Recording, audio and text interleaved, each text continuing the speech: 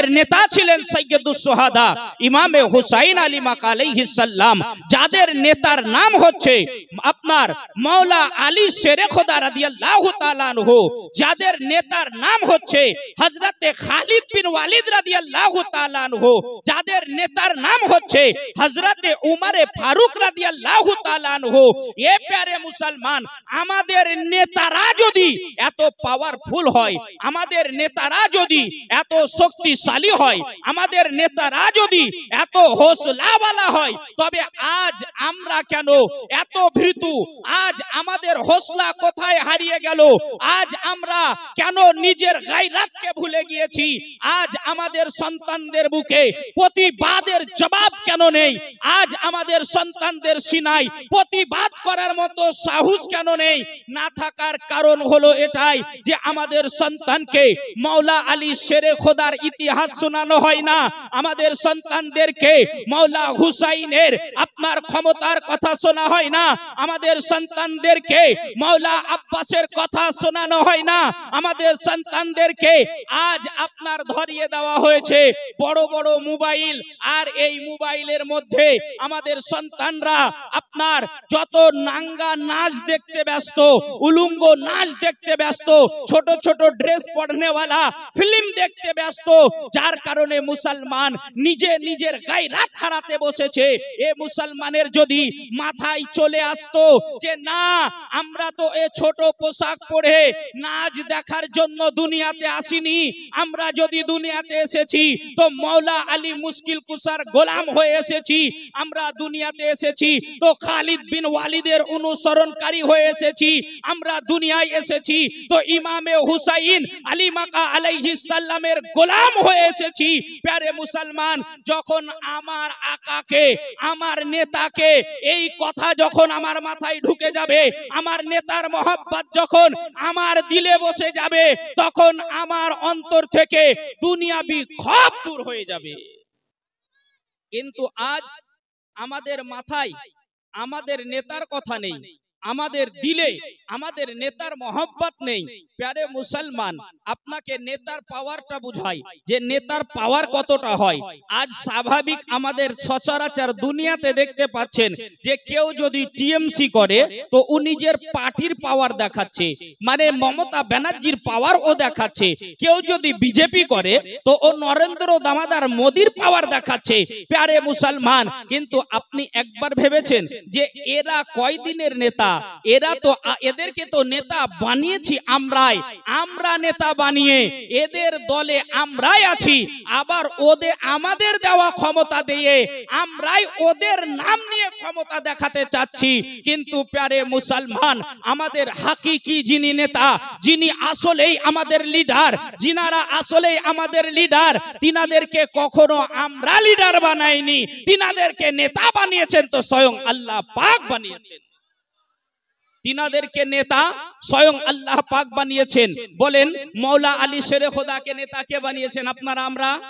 জোরে বলেন আমরা না? কে বানিয়েছে? আল্লাহ।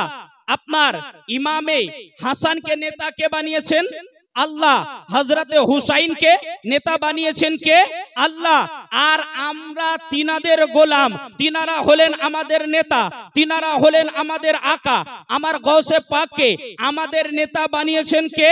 আল্লাহ বানিয়েছেন। তাহলে আমরা গৌস পাকের গোলাম, আমাদের আকা যিনি, আমাদের নেতা যিনি, আমাদের লিডার যিনি, তিনার নাম হলো গৌসে পাক। আমাদের লিডার যিনি, তিনার নাম হলো গরিব নওয়াজ। এ প্যারে মুসলমান, তাহলে আজ আমরা ভারতবর্ষের বুকে বসবাস করছি, আবার এনআরসির নাম শুনে ভয় খেয়ে যাচ্ছি যে বাপরে এনআরসি হবে, এনআরসি হলেই তো আমাকে দুনিয়া ভারত থেকে তাড়াবে। কিন্তু এনআরসির নাম শুনে আমরা ভয় খেয়ে যাচ্ছি। তবে মুসলমান, একবার কেন স্মরণ করছেন না, একবার কেন মনে আনছেন না যে আরে এনআরসি কে আমি কি ভয় করব? আমাকে কে ভারত থেকে তাড়াবে? ভারতে তো কেউ আমাকে নিয়ে এসে বসায়নি, ভারতে তো আমাকে কেউ স্থান দেয়নি। ভারতে যদি আমাকে কেউ স্থান দিয়েছে তো তিনি হলেন সুলতানুল হিন্দ মাইনুদ্দিন হাসান চিশতি আতায়ে রাসূল আজমিরি সঞ্জারি হাসানি ওয়াল হুসাইনি রাদিয়াল্লাহু তাআলা আনহু, যিনি আপনাকে আমাকে ভারতবর্ষে স্থান দিয়েছে। যে খাজা মাইনুদ্দিন চিশতি যখন ভারতবর্ষের বুকে আসলেন প্যারে মুসলমান, তখন ইসলামের बोलबाला ছিল না, ইসলামের রবরবা ছিল না। তখনকার রাজা পৃথ্বীরাজ চৌহান আপনার ভারতের লিডার ছিল, দিল্লির লিডার ছিল, দিল্লির নেতা ছিল পৃথ্বীরাজ চৌহান। তখন আপনার খাজা গরিব নওয়াজ আসলেন, তো আসলেন কোথায়? আমরা হলে করতাম কি, যদি কারো এলাকায় হামলা করতে হয় প্রত্যেকটা নেতারা করে কি, যে দূর থেকে ঘেরে নেয়, তার কাছ থেকে অনেকটা দূরে ডেরা গাড়ে। কিন্তু আমার খাজা মাইনুদ্দিন চিশতি কার নাম দেখুন, যে আপনার পৃথ্বীরাজ চৌহানের হুকুমত চলে দিল্লিতে, পুরো রাজস্থানে হুকুমত চলে, পৃথ্বীরাজ চৌহান বসবাস করে আজমির শহরে। তো আমার খাজা গরিব নওয়াজ গিয়ে ডেরা গাড়লেন, তাম্বু লাগালেন, তো পৃথ্বীরাজ চৌহানের বাড়ির পাশেই লাগালেন, পৃথ্বীরাজ চৌহানের বাড়ির পাশে লাগালেন। এ প্যারে মুসলমান, তাহলে বুঝুন যে পৃথ্বীরাজ চৌহানের বাড়ির পাশে আমার খাজা গরিব নওয়াজ, পৃথ্বীরাজ চৌহানের বাড়ির কাছে খাজা গরিব নওয়াজ তাম্বু গাড়লেন, ডেরা গাড়লেন, সেখানে 90 লাখ মানুষকে কলমা পড়িয়ে মুসলমান করে দিলেন আমার খাজা। এ মুসলমান, আপনি একবার চিন্তা করুন যে আপনাকে আমাকে যে আজকে ভারতবর্ষ থেকে তাড়ানোর ভয় দেখায়, তারা যেন একবার স্মরণ করে যে আরে আমাদেরকে তো খাজা বসিয়েছেন, যেদিনকে চাইবেন খাজা সেদিনকে আমাদেরকে উঠাবেন, তার আগে কারো ক্ষমতা হবে না। তার কারণ আমাদেরকে কি উঠাবে তুমি তো একবার স্মরণ করো ওই সময়টাকে, যে আমার খাজা গরিব নওয়াজ যখন উঠকে বসে থাকতে বলে দিয়েছিল, তো আর কারো ক্ষমতা হয়নি, রাজার কোনো সেনার ক্ষমতা হয়নি যে বসা উঠকে উঠিয়ে দেবে। তখনই উঠাতে পেরেছে যখন আমার খাজার হুকুম হয়েছে, যখন খাজার হুকুম হয়েছে তখন উঠিয়েছে। এ মুসলমান, তবে আপনি এনআরসির পিছনে পড়ছেন কেন? এনআরসি হতেও পারে, না হতেও পারে, কিন্তু একটা কথা স্মরণ রাখুন যে এনআরসির মতো বালা যখন আমাদের কানে এসেছে, তো এটা আমাদের ভালাইয়ের জন্য এসেছে, নাকি গো? আমাদের ভালাইয়ের জন্য আসেনি। একবার এনআরসির কথাটাকে স্মরণ করে আপনি আপনার মরণের কথাটা স্মরণ করুন, যে এনআরসি আসতেও পারে, না আসতেও পারে, এনআরসি হতেও পারে, না হতেও পারে, কিন্তু এমন কে আছেন এখানে যার মরণ হবে না? জি, এমন কেউ আছেন যার মরণ হবে না? কেউ চিরজীবন বেঁচে থাকবেন এমন কি কেউ আছেন? কেউ নেই মুসলমান। তাহলে মরণ যখন অনিবার্য, মরতে যখন হবে, তো এনআরসির পিছন ছেড়ে দিয়ে মৌতের তৈয়ারি করুন, যে আপনাকে এ দুনিয়া ছাড়তে হবে, কবরে যেতে হবে। তো যেমন আপনার এনআরসির জন্য দুনিয়াতে সমস্ত ডকুমেন্টসের দরকার, তো কবরে আপনার যাওয়ার জন্য সমস্ত ডকুমেন্টসের দরকার। যেমন এনআরসির জন্য আপনার ভোটার কার্ড জরুরি, আধার কার্ড জরুরি, প্যান কার্ড জরুরি এবং আপনার পাসপোর্ট জরুরি, তেমন আপনার বাড়ির পুরানো দলিল জরুরি। প্যারে মুসলমান, তেমন কবরে যাওয়ার জন্য গৌসে আজমের মহব্বত জরুরি, খাজা গরিব নওয়াজের মহব্বত জরুরি এবং আহলে বাইতে মুস্তাফার মহব্বত জরুরি। তৎসঙ্গে রাসূলে পাকের গোলামির দলিল থাকা জরুরি, যেন রাসূলে পাকের গোলামি থেকে যায়। প্যারে মুসলমান, আজ আমাদের সন্তানদেরকে নবীর মহব্বত বুঝাতে হবে, আজ আমাদের সন্তানদেরকে খাজা গরিব নওয়াজের মহব্বত বুঝাতে হবে, আজ আমাদের সন্তানদেরকে খালিদ বিন ওয়ালিদের ইতিহাস শোনাতে হবে। আজ আমাদের সন্তানরা তো অনেকেই এটা ভেবে নিয়েছে যে আল্লাহুস সামাদ, আমরা তো লেখাপড়া নয়, আমরা তো লেখাপড়া করতে পারিনি, আমি তো মাদ্রাসায় পড়িনি, তাহলে খালিদ বিন ওয়ালিদের মতো কিভাবে হতে পারবো? আমি তো মাদ্রাসায় পড়িনি, তাহলে আমার জ্ঞান মাওলা আলী শেরে খোদার মতো কিভাবে হবে? আমার জ্ঞান তো শেরে খোদার মতো হতে পারে না।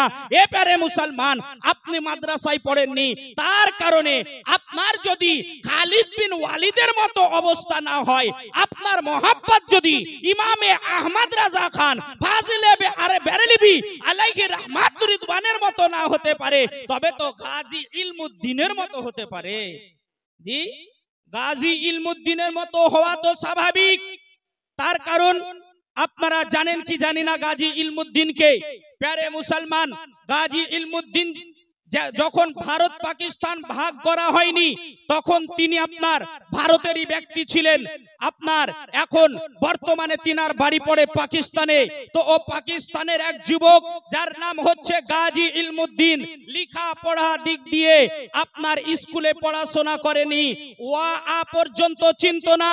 ও গাজী ইলমুদ্দিন একজন আপনার নাস্তিক, একজন জালিম, আমার নবী পাকের শানে বেয়াদবি করে, আমার নবী পাকের শানে গুস্তাখি করে, আর গুস্তাখি করে নবী পাকের শানে একটা বই লিখে ফেলে, যেই বইটার নাম হচ্ছে রঙ্গিলা রসুল। এ প্যারে মুসলমান, ওই রঙ্গিলা রসুল ফিল্মটা তৈরি করার জন্য সকলে তাকে মানা করেছিল, কিন্তু কারো মানা শুনে না। ও জালিমকে আপনার প্রশাসন বড় প্রোটেকশন দিয়ে রেখেছিল, কিন্তু যখন গাজী ইলমুদ্দিনের কাছে খবর পৌঁছালো যে আমার নবী পাকের শানে এই ব্যক্তি বেয়াদবি করেছে, আমার রসুলকে রঙ্গিলা রসুল বলে, এ প্যারে মুসলমান, আল্লামা আপনার গাজী ইলমুদ্দিন তখন করলেন কি, তিনার কাছে তেমন অর্থ নেই, তিনার তেমন বিদ্যা নেই, তিনার তেমন বুদ্ধি নেই, কিন্তু নবীর মহব্বত অটুট ছিল, নবীর মহব্বত অগাধ ছিল। তিনি করলেন কি, সেই সময় তিনার কাজ করা যে আপনার কাঠমিস্ত্রি ছিলেন তিনি পেশাগত অবস্থায়, তো তিনার কাজ করার জন্য কাঠমিস্ত্রির জন্য যে একখানা ছোট অস্ত্র থাকে, ওই ধারাল অস্ত্রটা তিনি নিজের খঞ্জরে খোঁচড়ে গুজে নিলেন, আর গুজে নেওয়ার পরে গুস্তাখে রাসূলের কাছে সরাসরি গিয়ে পৌঁছলেন। আর যাওয়ার পরে তাকে বলতে আছে যে আপনি ওই ব্যক্তি যে আমার নবীকে রঙ্গিলা রসুল বলেছিলেন, আপনার প্যারে মুসলমান ওর মুখ দিয়ে বার হয়ে যাক যে হ্যাঁ এই ব্যক্তি বলেছিল রসুলকে রঙ্গিলা রসুল, যেমনই বলা যে হ্যাঁ এই ব্যক্তি বলেছিল রসুলকে রঙ্গিলা রসুল, সাথ সাথ আপনার ওই ছোট্ট অস্ত্রটা বার করে ওই জালিমের গলার উপরে মারে, গর্দনে মারে এবং তাকে সেখানে হত্যা করে দেয়। প্যারে মুসলমান, যখন তাকে কতল করে দিল ওই জায়গায়, তাকে পুলিশ গ্রেফতার করে নিল, পুলিশ অ্যারেস্ট করে নিল। পুলিশ কাস্টাডিতে রাখার পরে আপনার গাজী ইলমুদ্দিনকে তারা পুলিশের কাছে রাখার পরে যখন কোর্টে তুলানো হবে, ওই সময় কোর্টে তোলার জন্য আপনার বড় বড় ব্যক্তিরা তিনার কাছে গিয়েছেন, আল্লামা ইকবালের মতো ব্যক্তি গিয়েছেন, এমনকি আপনার মোহাম্মদ আলী জিন্নার মতো ব্যক্তি তিনার কাছে গিয়ে হাজির হয়েছেন। মোহাম্মদ আলী জিন্না তখনকার বড় একজন উকিল ছিলেন, জিনার পেশা উকালতি ছিল, বড় একজন দক্ষ উকিল হওয়ার পরে মোহাম্মদ আলী জিন্না তিনাকে বলতে আছে, বুদ্ধি দিতে আছে, যুক্তি দিতে আছে যে এই গাজী ইলমুদ্দিন তুমি শোনো শোনো, একটি বার আমার কথাটা শোনো, তুমি শুধু এটাই বলবে যে আমার ব্রেন ঠিক নেই, আমার মাথায় কাজ করেনি, তাই আমার মস্তিষ্ক কাজ না করার খাতিরে কারণে আমি ঠিক বুঝতে পারিনি আর তাকে মেরে ফেলেছিলাম, তাকে মেরে দিয়েছি। প্যারে মুসলমান, গাজী ইলমুদ্দিন তাদের কথাগুলো চুপচাপ শুনে নিলেন, সুন্দরভাবে শুনে নিলেন, এবং যখন কোর্টের মধ্যে দাঁড় করানো হলো, কোর্টে দাঁড় করিয়ে যখন গাজী ইলমুদ্দিনকে জিজ্ঞাসা করা হচ্ছে যে আপনি বলুন কিসের জন্য তাকে মেরেছেন, আপনার কি মাথার দোষ ছিল, আপনার কি কোনো মেন্টালিটি সমস্যা ছিল? গাজী ইলমুদ্দিন বলছে না না, কখনো না, আমার কোনো মেন্টালিটি সমস্যা নেই, আমার ব্রেনের কোনো প্রবলেম নেই। বলে তবে আপনি ওকে মারলেন কিসের জন্য? গাজী ইলমুদ্দিন বলেছিল যে শোনো, আর কাউকে নয়, আমার রাসূলে পাককে রঙ্গিলা বলেছে, আমার রাসূলের শানে বেয়াদবি করেছে, আর আমার রাসূলের শানে যে বেয়াদবি করবে ওর বেঁচে থাকার কোনো অধিকার থাকতে পারে না। নারে তাকবীর, আল্লাহু আকবার, নারে রিসালাত, ইয়া রাসূলুল্লাহ, মাসলাকে আলা হযরত জিন্দাবাদ, নওজওয়ানানে খলাসি পাড়া জিন্দাবাদ, মুফতি ইয়াকুব আলী খুরশিদি। প্যারে মুসলমান, গাজী ইলমুদ্দিন বলতে আছেন যে শোনো, তিনাকে জিজ্ঞাসা করা হচ্ছে যে গাজী ইলমুদ্দিন, আজ যদি আপনি বলতেন যে আমার মেন্টালিটি ঠিক ছিল না, তাহলে তো তোমাকে ছেড়ে দেওয়া হতো, তোমার তো ফাঁসি হতো না, কিন্তু আজ তুমি এ কথা বললে না কেন? তো তিনি বলতে আছেন যে ইশকে রাসূলে মরে যাওয়ারটা অনেক ভালো, কায়রের জিন্দেগি জিয়ার চাইতে, কায়রের মতো বেঁচে থাকার চাইতে নিজের জিন্দেগিটাকে নবীর মহব্বতে কুরবান করে দেওয়াটা অনেক ভালো। সুবহানাল্লাহ, তাই আমি নবীর মহব্বতে মরতে চেয়েছি। প্যারে মুসলমান, তাহলে চিন্তা করুন, আমাদের সন্তানদের রগে রগে নবীর মোহাব্বত ঢুকে দিতে হবে, আমাদের সন্তানদের নাসে নাসে নবীর মোহাব্বত ঢুকে দিতে হবে। এ প্যারে মুসলমান, এ আপনার শুধু গাজী ইলমুদ্দিন নয়, এমন হাজার হাজার ব্যক্তি আছে যারা নবীর মোহাব্বতে নিজের জিন্দেগিকে অতিবাহিত করে দিয়েছেন, যিনারা নবী পাকের মোহাব্বতে নিজের জিন্দেগিকে কুরবান করে দিয়েছেন। আরো একজন সাহাবী রাসূল যিনার নাম হযরতে আম্মার রাদিয়াল্লাহু তাআলা আনহু। এ প্যারে মুসলমান, হযরতে আম্মার রাদিয়াল্লাহু তাআলা আনহুর আব্বা জান ইন্তেকাল করে যান, শুধু তিনার বৃদ্ধা মা এবং তিনি তখন আছেন, তিনার বয়স একেবারে নওজওয়ান বয়স, 16 থেকে 18 বছরের যুবক হযরতে আম্মার রাদিয়াল্লাহু তাআলা আনহু আপনার সেই সময় নবী পাকের কালমা পড়ে নিয়েছে। আবু জাহেলরা শুনলো যে আম্মার কালমা পড়ে নিয়েছে, আব্দুল্লাহ উতবা শুনলো আম্মার কালমা পড়ে নিয়েছে। শোনার পরে আপনার হযরতে আম্মার রাদিয়াল্লাহু তাআলা আনহুকে অ্যারেস্ট করে নিল, তারা গ্রেফতার করে তাদের কয়েদখানায় রেখে দিল। আর বলতে আছে যে আম্মার নবীর কালমা ছেড়ে দাও, আম্মার নবীর কালমা ছেড়ে দাও, যদি তুমি কালমা ছেড়ে দাও তাহলে তোমাকে এখান থেকে রিহাই করে দেওয়া হবে, যদি তুমি কালমা ছেড়ে দাও তুমি যা চাইবে তোমাকে সেটাই দেওয়া হবে। হযরতে আম্মার রাদিয়াল্লাহু তাআলা আনহু বলতে আছেন যে আমি সব কিছু ছাড়তে পারি কিন্তু নবীর কালমা ছাড়তে পারবো না, আমি সব ছাড়তে রাজি আছি, যা বলবেন সেটা মেনে নেব কিন্তু নবীর কালমা কোনো মতেই ছাড়বো না। হযরতে আম্মারকে বলতে আছে যে নবীর কালমা যদি না ছাড়ো তোমাকে শাস্তি দেওয়া হবে, তোমাকে সাজা দেওয়া হবে। বলতে আছে যে তোমরা যা সাজা দেবে দাও, আমি প্রত্যেকটা সাজা মেনে নিতে রাজি আছি কিন্তু নবীর কালমা ছাড়তে রাজি নেই। এ প্যারে মুসলমান, তিনার একটা আঙ্গুল কাটা হলো, আর কাটার পরে বলতে আছে যে এবার যদি তুমি নবীর কালমা ছেড়ে দাও তাহলে তোমার এই আঙ্গুলটা আবার ভালো করে দেওয়ার মতো ব্যবস্থা আমরা করে দেব, আর যদি কালমা না ছাড়ো দ্বিতীয় আঙ্গুল কাটা হবে। এইভাবে একের পর এক তিনার 5টা আঙ্গুল কাটা হচ্ছে কিন্তু কোনো মতেই নবীর কালমা ছাড়েন না। আবার বাম হাতের আঙ্গুল কেটে দেওয়া হলো, তো বলতে আছে যে তবুও নবীর কালমা ছাড়েন না। তারপরে করা হলো কি, তিনার ডান হাতের কবজি পর্যন্ত কেটে দেওয়া হলো। বলতে আছে আম্মার যদি নবীর কালমা না ছাড়ো তোমার হাত কেটে দেওয়া হবে। বলছে কেটে দাও, হাত কেটে দিল। প্যারে মুসলমান, আবার বাম হাত কাটা হলো, তবুও নবীর কালমা ছাড়ছেন না। তারপরে বলতে আছে আম্মার যদি নবীর কালমা না ছাড়ো তোমার কবজি পর্যন্ত কাটা হবে। হাতের কবজি, ডান হাতের কবজি কেটে নেওয়া হলো। বলতে আছে আম্মার নবীর কালমা ছেড়ে দাও, যদি ছেড়ে দাও তাহলে তোমার চিকিৎসার ব্যবস্থা নেব এবং তোমার সারা জিন্দেগিতে যত অর্থের প্রয়োজন হবে সমস্তটা ব্যবস্থা করে দেওয়া হবে। কিন্তু তিনি বলছেন যে না না, কোনো মতেই নবীর কালমা ছাড়বো না।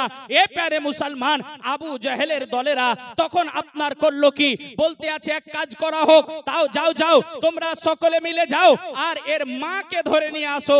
এর মা যদি আসে, আসার পরে হয়তো একে যদি বলে তাহলে এ নবীর কালমা ছেড়ে দিতে পারে। প্যারে মুসলমান, যা গেলেন, যাওয়ার পরে তিনার মাকে উঠিয়ে নিয়ে এসেছে। বৃদ্ধা মা আসার পরে হযরতে আম্মার রাদিয়াল্লাহু তাআলা আনহুর কাছে যাচ্ছেন। আপনার আবু জাহেলের লস্করদেরকে বলতে আছে, আবু জাহেলকে বলতে আছে এ আবু জাহেল, আমার সন্তানের সঙ্গে আমাকে পার্সোনাল ভাবে কিছু কথা বলার সময় দেওয়া হোক, পার্সোনাল ভাবে কিছু কথা বলার সুযোগ দেওয়া হোক। প্যারে মুসলমান, কথা বলার সুযোগ দেওয়া হলো। আবু জাহেল মনে করতে আছে যে হয়তো আম্মারের মা তাকে বোঝাবে, উম্মে আম্মার হয়তো বলবে যে বেটা আম্মার, আমার তো আর কেউ সাহারা নেই, বুড়া কালের সাহারা তো তুমি, বেটা কালমা ছেড়ে দাও, আমরা মা বেটাই কোন রকম জিন্দেগি অতিবাহিত করে নেব, বেটা তুমি কালমা ছেড়ে দাও। আবু জাহেল মনে করছে যে হয়তো বেটাকে এটাই বুঝাবে, কিন্তু মুসলমান না। হযরতে আম্মার রাদিয়াল্লাহু তাআলা আনহুর আম্মা জান যখন কথা বলা শেষ হয়ে গেল, এবারে আবু জাহেল বলতে আছে যে মা বৃদ্ধা মহিলাকে বলতে আছে, এই বুড়ি বল তোর কথা বলা হয়েছে কিনা।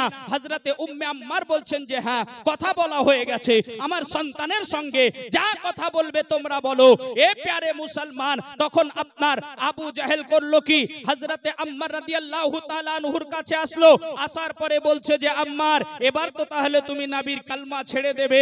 হযরতে আম্মার বলছেন যে নাদান আবু জাহেল, আরে নালায়েক, তোকে কে বলেছে আমি নবীর কালমা ছেড়ে দেব?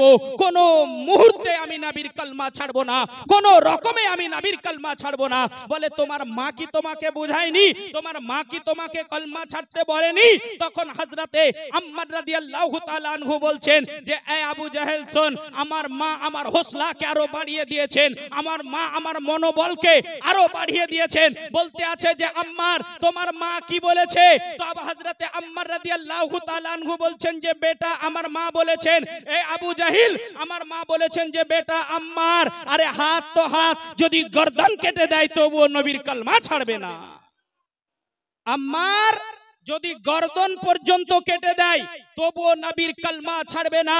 এ প্যারে মুসলমান, আবু জাহেল মনে করতে আছে যদি মায়ের সামনে ছেলেকে কষ্ট দেওয়া হয় তাহলে হয়তো আপনার মায়ের মন গলে যেতে পারে, মা একবারও হয়তো সন্তানকে বুঝাতে পারে যে এই বেটা নবীর কালমা ছেড়ে দাও, নিজের জীবনকে বাঁচিয়ে নাও। কিন্তু প্যারে মুসলমান না, হযরতে আম্মার রাদিয়াল্লাহু তাআলা আনহুর আম্মা জানের সম্মুখে তিনার চোখ তুলে নেওয়া হলো, তারপরেও তিনি কালমা ছাড়ছেন না। তিনাকে এইভাবে তিল তিল করে কষ্ট দিয়ে তিনাকে আপনার মারা হচ্ছে, কিন্তু কোনোভাবেই তিনি কালমা ছাড়ছেন না। বৃদ্ধা মহিলাকে হযরতে আম্মার রাদিয়াল্লাহু তাআলা আনহুর আম্মা জানকে আবু জাহেল জিজ্ঞাসা করছে যে বুড়ি, তোর সম্মুখে তোর সন্তানকে এত কষ্ট দেওয়া হচ্ছে, তোর কি মনে বেদনা হয় না? তোর কি মনে কষ্ট হয় না? হযরতে আম্মার রাদিয়াল্লাহু তাআলা আনহুর আম্মা জান বলছেন না না, আমি বড় আনন্দিত হচ্ছি, আমি বড় খুশি হচ্ছি যে আল্লাহ পাক আমার দুআকে কবুল করে নিয়েছে, আল্লাহ আমার দোয়া কবুল করে নিয়েছে।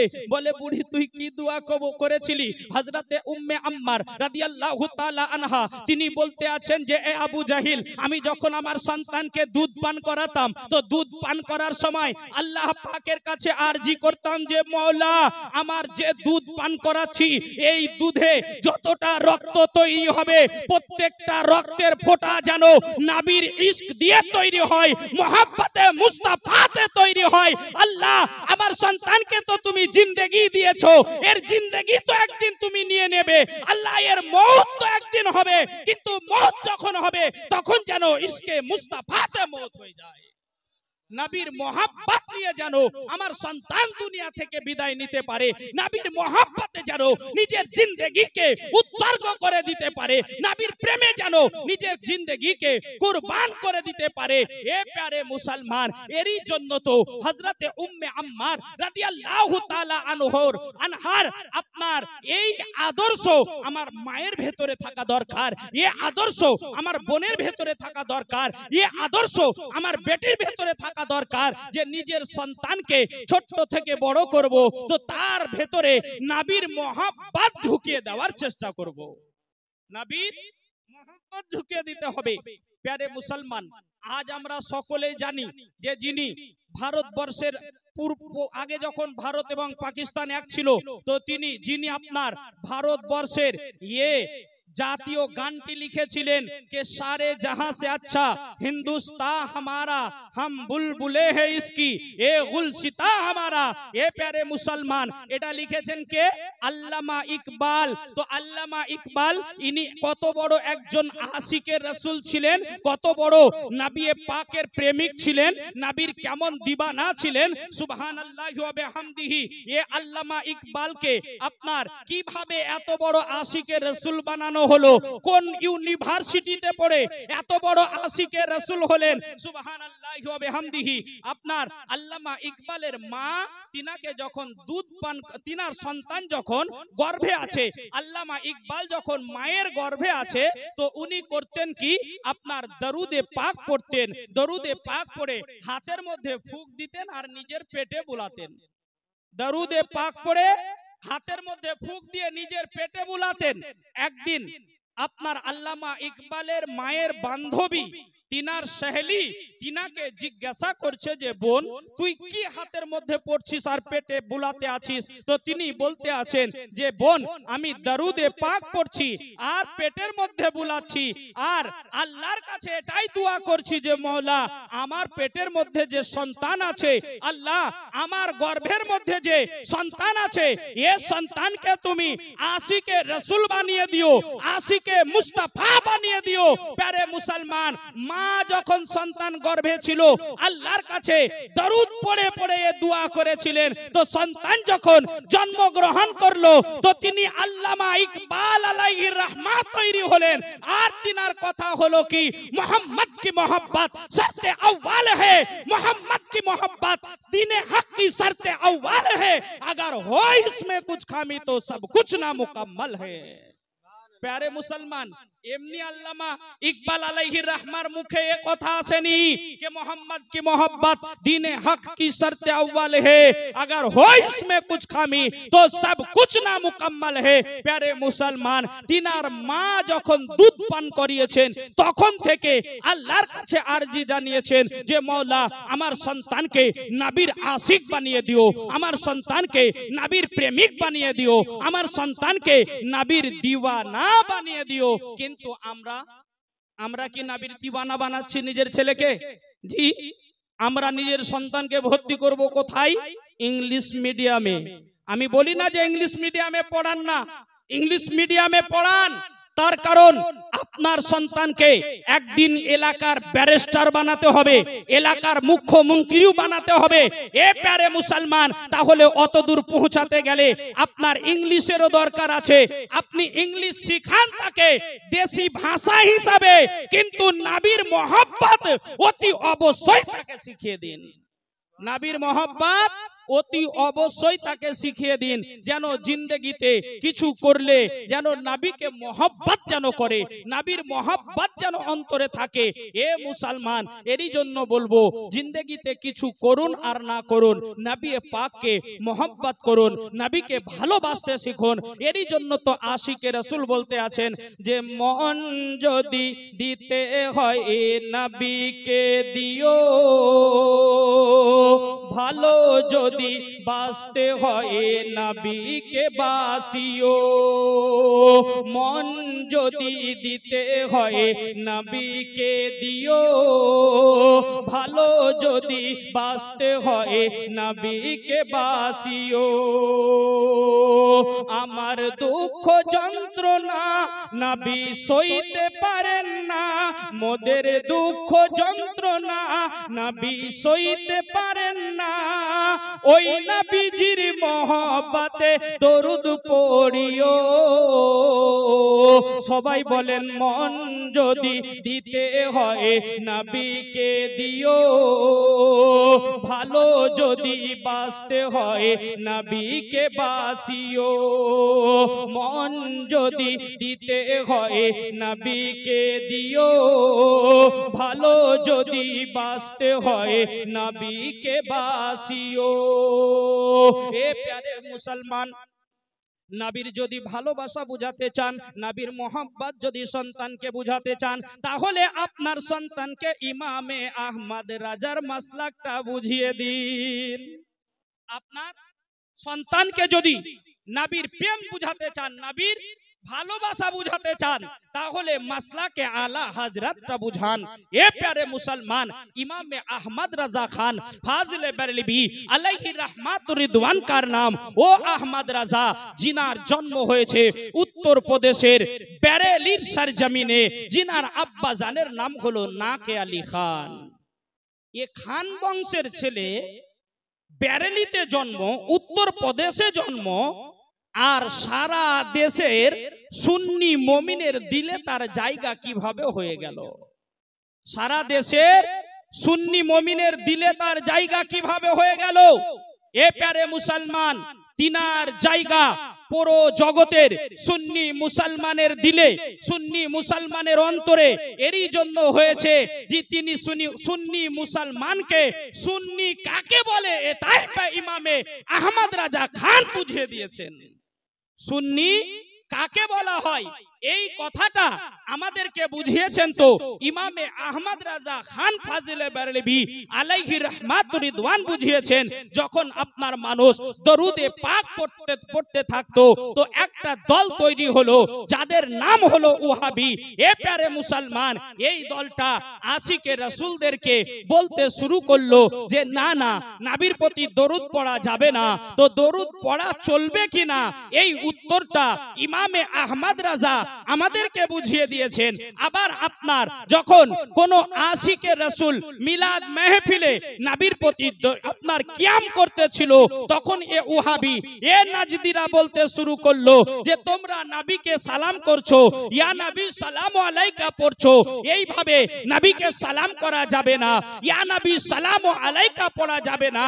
তখন আপনার ইয়া নবী সালাম আলাইকা পড়া যাবে কিনা এটা আমাদের পক্ষ হইতে উত্তর দিয়ে দিলেন জিনার নাম হলো ইমামে আহমদ রাজা খান ফাজিলে বেরেলভী আলাইহি রাহমাতুর রিদওয়ান। এ প্যারে মুসলমান, তারা আবার বলল যে না না, এটা ঠিক হচ্ছে না, তোমরা বারবার নবীকে সালাম করছো। একজন ব্যক্তিকে যদি সালাম করো তো একবার করতে পাবে, একবার করো, কিন্তু তোমরা বারবার করছো কেন? তখনই পড়ছো ইয়া নবী সালাম আলাইকা, সাথ সাথ পড়ছো ইয়া রাসূল সালাম আলাইকা, আবার পড়ে নিচ্ছ ইয়া হাবিব সালাম আলাইকা, আবার পড়ছো সালাওয়াতুল্লাহ আলাইকা, একসঙ্গে চার বার সালাম দিচ্ছ, এটা চলবে না। তখন আমার বেরেলির সরকার, বেরেলির সরতাজ ইমামে আহমদ রাজা খান ফাজিলে বেরেলভী আলাইহি রাহমাতুর রিদওয়ান বলতে শুরু করলেন যে আরে আমি 4 বার সালাম করছি, আমার নবীকে তো মহব্বতে করছি, তোমার অসুবিধা কোথায়? তুমি আমাকে বাধা দেওয়ার চেষ্টা করছো, তুমি আমাকে যদি নিষেধ করার চেষ্টা করো আমার মহব্বত কমবে না, বরং আমার অন্তরে নবীর মহব্বত আরো বেড়ে যাবে। জোরে বলেন সুবহানাল্লাহ। ইমামে আহমদ রাজা খান ফাজিলে বেরেলভী আলাইহি রাহমাতুর রিদওয়ান বলেন তোমরা যতই কমানোর চেষ্টা করো আমাদের অন্তর থেকে নবীর মহব্বত কমবে না, তুমি কমানোর চেষ্টা করলে এ মহব্বত আরো বেড়ে যাবে, এ মহব্বত আরো বাড়তে থাকবে। আমার আলা হযরত বলেন যে 4 বার সালাম করছিলাম এতে তোমার সমস্যা হলো, কিন্তু এবারে আর 4 বার নয়, আমি আমার নবীকে এক নিঃশ্বাসে 1,00,000 বার সালাম করব। আলা হযরত আজিমুল বরকত মুজাদ্দিদে দ্বীন মিল্লাত ফাজিলে বেরেলভী আলাইহি রাহমাতুর রিদওয়ান পড়তে শুরু করলেন মুস্তাফা জানে রহমত पे लाखों सलाम, शम्ए बज में हिदायत पे लाखों सलाम, नौसाहे बग में जन्नत पे लाखों सलाम। प्यारे मुसलमान, যখন আমার আলা হযরত আজিমুল বরকত মুজাদ্দিদে দ্বীন মিল্লাত ফাজিলে বেরেলভী আলাইহি রাহমাতুর রিদওয়ান নবীকে লাখো সালাম জানাতে লাগলেন তো ये ওয়াহাবি নাজদি আবার বলতে শুরু করলো যে এ আহমদ রাজা এতবার নবীকে সালাম করা যাবে না, লাখ লাখ বার নবীকে সালাম দেওয়া যাবে না। তো আমার আলা হযরত আজিমুল বরকত মুজাদ্দিদে দ্বীন মিল্লাত ফাজিলে বেরেলভী আলাইহি রাহমাতুর রিদওয়ান বলেন যে শোনো, এতক্ষণ আমি নবীকে কয়েকবার সালাম করছিলাম, তুমি বাধা দিয়েছো, তো আমি লাখ লাখ বার সালাম করতে শুরু করেছি, আবার তুমি বাধা দিচ্ছ। এবার আমার মহব্বত আর কমেনি, আমার নবীর প্রতি আমার মহব্বত আরো বেড়ে গেছে, তাই এবারে আর লাখ বার নয়, এবারে আমি আমার আকাকে, আমি আমার প্যারে মুস্তাফাকে কোটি কোটি বার সালাম দেব। আমার আলা হযরত আজিমুল বরকত মুজাদ্দিদে দ্বীন মিল্লাত ফাজিলে বেরেলভী আলাইহি রাহমাতুর রিদওয়ান পড়তে শুরু করলেন কাবে के बदरुद्दुजा तुम पे करोड़ों दरूद, तैबा के शम्सुद्दुहा तुम पे करोड़ों दरूद, और कोई गैब क्या तुमसे निहा हो भला, जब ना खुदा ही छुपा तुम पे करोड़ों दरूद। सुभान अल्लाह। नारे तकबीर, अल्लाहु अकबर, नारे रिसालत, या रसूल मसलके आला हजरत जिंदाबाद। मुफ्ती याकूब अली प्यारे खुर्शीदी, मुसलमान, नारे तकबीर। तो इन्हीं হলেন ইমামে আহমদ রাজা খান ফাজিলে বেরেলভী আলাইহি রাহমাতুর রিদওয়ান, যিনি আপনাকে আমাকে মোহাব্বতে মুস্তাফা বুঝিয়েছেন, যিনি আপনাকে আমাকে ইশকে মুস্তাফা বুঝিয়েছেন। এরই জন্য বলবো যে আমাদের প্রত্যেকের দরকার মৃত্যুর পূর্বে নিজের সন্তানকে নবীর ভালোবাসা বুঝান, নিজের সন্তানকে নবীর মোহাব্বত বুঝান। আজ তো আমরা নবীর মোহাব্বত বুঝতে শিখলাম শিখলাম না, নবীর ভালোবাসা বুঝতে শিখলাম না, নবীর সুন্নাতের প্রতি পাবন্দি করে চলতে শিখলাম না। আর আমরা খালি বলছি যে আমাদের উপরে এত বালা আসছে কেন, আমাদের উপরে এত মুসিবত আসছে কেন। এ প্যারে মুসলমান, আপনি সুন্নাতকে যত ছাড়তে থাকবেন মুসিবত আপনাকে তত ধরতে থাকবে। আপনি রাসূলের মহব্বত থেকে যত দূরে সরতে থাকবেন আপনার উপরে তত দুনিয়াবি বালা আসতে থাকবে। আপনি নবীর মহব্বত বুঝুন, নবীর ভালোবাসা বুঝতে শিখুন, তো আপনাকে দুনিয়াবি বালা ছেড়ে চলে যেতে থাকবে। সুবহানাল্লাহি ওয়া বিহামদিহি। এ প্যারে মুসলমান, আমরা বুঝলাম না যে দুনিয়া কি আর দিন কি। দিন এবং দুনিয়া যদি বুঝতে হয় তাহলে আমার আকা ইমামে হুসাইনকে বুঝতে শিখুন, আমার আকা ইমামে হুসাইনকে বুঝতে শিখুন। যাই হোক প্যারে মুসলমান, আমাকে যে সময় দেওয়া হয়েছিল সে সময় অতিবাহিত হয়ে গেছে। আমি আমার সংক্ষিপ্ত আলোচনা এখানেই করলাম ইতি। যদি বলা ও ভাষার মধ্যে হয়ে থাকে কোনো রকমের ত্রুটি তো সকলে আল্লাহ পাকের দরবারে ক্ষমা প্রার্থী। সকলে পড়ি আস্তাগফিরুল্লাহ রাব্বি মিন কুল্লি যামবি ওয়া আতুবু ইলাইহি লা হাওলা ওয়ালা কুওয়াতা ইল্লা বিল্লাহিল আলিয়্যিল আযীম। জোরে জোরে পড়ুন লা ইলাহা ইল্লাল্লাহু মুহাম্মাদুর রাসূলুল্লাহ সাল্লাল্লাহু তাআলা আলাইহি ওয়াসাল্লাম। আসসালামু আলাইকুম ওয়া রাহমাতুল্লাহি ওয়া বারাকাতুহু।